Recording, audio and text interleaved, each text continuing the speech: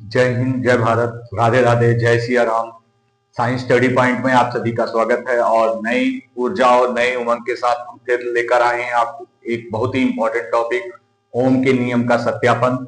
ओम ने क्या बताया था? ओम ने बताया था कि किसी भी चालक का जो प्रतिरोध होता है वह प्रतिरोध उस चालक के सिरों के बीच विभवांतर और उस चालक में बहने वाली धारा के अनुपात के बराबर होता है। ओम ने बताया था किसी चालक का जो प्रतिरोध होता है वह उस चालक के सिरों के बीच विभवांतर और उस चालक में बहने वाली धारा आई के अनुपात के बराबर होता है। इसका मतलब उन्होंने बताया था कि किसी भी चालक के सिरों के बीच विभवांतर और धारा आई का जो मान होता है वो स्थिर रहता है, नियत रहता है। ठीक है, तो हमें यही सत्यापित करके इस बताना है। ठीक है, तो चलिए हम क्या करते हैं, एक परिपथ लेते हैं और उस परिपथ में हम एमीटर जो कि धारा को मापता है और बैटरी जिसकी सहायता से धारा प्रवाहित की जाएगी और प्रतिरोध तार जोड़ देते हैं, प्रतिरोध तार जोड़ देते हैं। ठीक है, और साथ ही साथ धारा को नियंत्रित करने वाला धारा नियंत्रक जोड़ दिया जाता है और धारा नियंत्रक, प्रतिरोध, एमीटर और बैटरी को हम श्रेणी क्रम में व्यवस्थित करते हैं। किस क्रम में व्यवस्थित करते हैं? श्रेणी क्रम में हम व्यवस्थित करते हैं और व्यवस्थित करने के पश्चात इसके सिरों के बीच एक वोल्टमीटर लगा देते हैं। ठीक है, और यह वोल्टमीटर जो होता है यह विभवांतर को बताता है, यह चालक में विभवांतर या परिपथ में विभवांतर को बताता है। ठीक है, और जैसे ही हम कुंजी जोड़ेंगे, हम इस परिपथ में कुंजी जोड़ेंगे, चालक में कुंजी जोड़ेंगे, वैसे ही इस परिपथ में धारा का प्रवाह होने लगेगा और धारा का जब प्रवाह होने लगेगा तो वह धारा का प्रवाह जो होगा उस धारा के प्रवाह से को हम नियंत्रित करेंगे और किसके द्वारा? धारा नियंत्रक के द्वारा। और धारा नियंत्रक के द्वारा नियंत्रित करके धीरे धीरे धारा को हम परिपथ में प्रवाहित करेंगे और जैसे ही हम परिपथ में धीरे धीरे धारा को प्रवाहित करेंगे तो हम एमीटर का पाठ्यांक नोट करेंगे और हम एमीटर का पाठ्यांक नोट करने के पश्चात हमें धारा का मान ज्ञात हो जाएगा, तो हम उस धारा का मान ज्ञात कर लेंगे। ठीक है, और धारा का मान ज्ञात करने के फलस्वरूप फिर उसके बाद हम वोल्टमीटर का पाठ्यांक देखेंगे।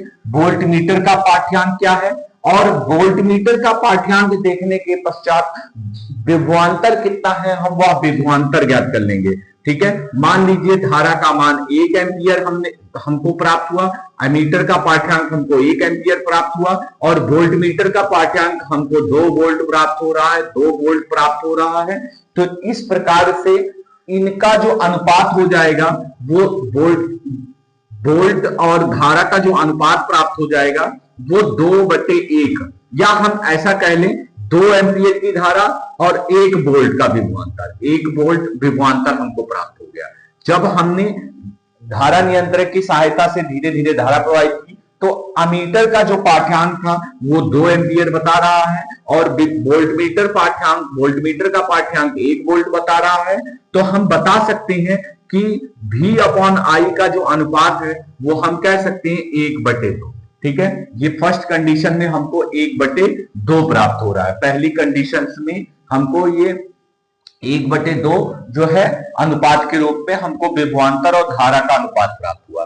ठीक है, इसी प्रकार फिर हम धारा प्रवाहित करते हैं, फिर हम धारा को बढ़ाते हैं और धारा को बढ़ाने पर फिर सेकेंड स्थिति में हमको क्या प्राप्त होता है? सेकेंड स्थिति में क्या प्राप्त होता है देखिए, मान लीजिए धारा को हमने बढ़ाया, धारा नियंत्रक की सहायता से धारा को बढ़ाकर आगे की ओर धारा प्रवाहित करें, फिर हम एमीटर का पाठ्यांक नोट करते हैं। तो एमीटर का जो पाठ्यांक होता है वो मान लीजिए आपका बताता है 4 एम्पियर, एमीटर का पाठ्यांक आपको बताता है 4 एम्पियर।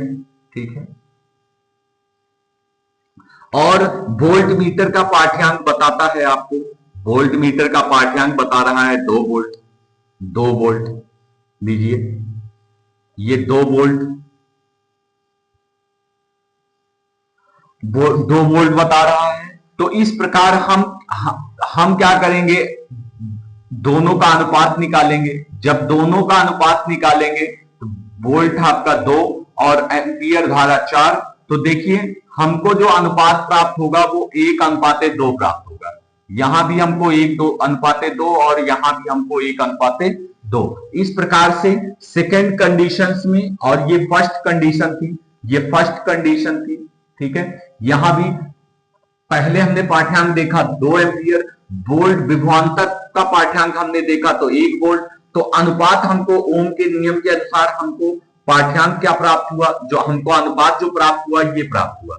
और इसी प्रकार से ये सेकेंड कंडीशंस में जो हमको अनुपात प्राप्त हुआ वो ये प्राप्त हुआ, ठीक है। तो इसी प्रकार से थर्ड कंडीशंस में हम धारा के मान को बढ़ाते हैं और बढ़ाने के फलस्वरूप फिर एमीटर का पाठ्यांक नोट करते हैं। तो मान लीजिए एमीटर का पाठ्यांक बताता है,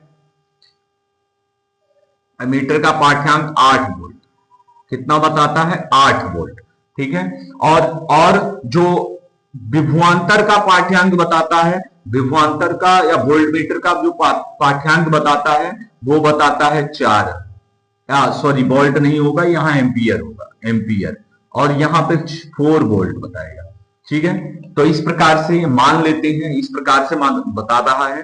तो हम फिर अनुपात निकालेंगे, तो अनुपात जो ज्ञात होगा वो 4/8, तो ये 1/2, 1/2 प्राप्त होगा। तो यहां पर भी आपका क्या प्राप्त होगा, आपका दोनों का अनुपात जो होगा वो 1/2 प्राप्त होगा।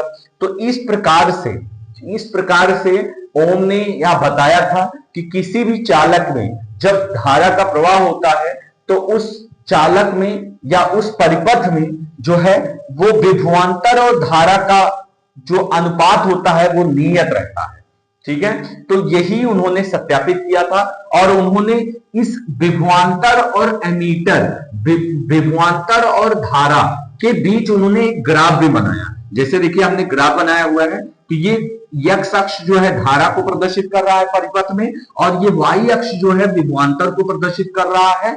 और जब विभवांतर और धारा के बीच ग्राफ बनाया गया तो यह पाया गया कि इनके जो मान होते हैं वो एक सीधी रेखा में प्राप्त होते हैं, एक सीधी रेखा में प्राप्त होते हैं। जैसे क्यों सीधी रेखा में प्राप्त होते हैं, क्योंकि इनके जो अनुपात होते हैं वो समान होते हैं, स्थिर रहते हैं। तो स्थिर रहने के बाद ही ओम का नियम जो है इस प्रकार से आप सत्यापित कर सकते हैं, ठीक है। और ये आप ये भी एक बात जान लीजिए, इसमें ओम का नियम जो होता है सभी चालकों पर लागू नहीं होता। ओम का नियम जो है सभी चालकों पर लागू नहीं होता है, या कुछ चालकों पर लागू होता है। वे कौन से चालक होते हैं, वे सभी धात्वीय चालक होते हैं। जितनी भी धातुएं होंगी उन सभी चालकों पर ओम का नियम जो होता है वो लागू होता है, बाकी अन्य चालकों पर लागू नहीं होता है। तो जिन चालकों पर ओम का नियम लागू होता है वे चालक ओमीय चालक या रेखीय चालक कहलाते हैं।